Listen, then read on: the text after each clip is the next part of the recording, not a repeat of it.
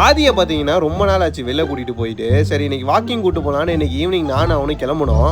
நானும் அவனை அந்த லைட்டிங்கில் அழகாக நிற்க வச்சு வீடியோ எடுத்துகிட்டு இருந்தேன். அவனும் பார்த்தீங்கன்னா அழகாக போஸ் கொடுத்துட்டு இருந்தான். இன்னும் கொஞ்ச நேரத்தை பார்த்தீங்கன்னா ஆதி ஒரு சம்பவம் செய்வான். அழகாக குட்டி உண்டா ஒரு ஏப்ப விடுவான் பாருங்களேன். மத்தியானம் பார்த்தீங்கன்னா அவனுக்கு நல்ல சாப்பாடு, அதனால தான் பார்த்தீங்கன்னா ஏப்பம்லாம் பயங்கரமாக வருது. வெளியே எப்படி இருக்கானோ அதே மாதிரி தான் வீட்லேயும் அவன் பாட்டு அவன் வேலையை பார்த்துட்டு விளையாண்டுட்டு இருப்பான். ஆதி வாங்கி பார்த்தீங்கன்னா கிட்டத்தட்ட 5 மாதம் ஆச்சு. அவன் இது வரைக்கும் யாரையுமே கடிச்சதில்லை. ஒரு நாள் பார்த்தீங்கன்னா அவன் வீட்டை விட்டு வெளியே ஓடி போயிட்டான்.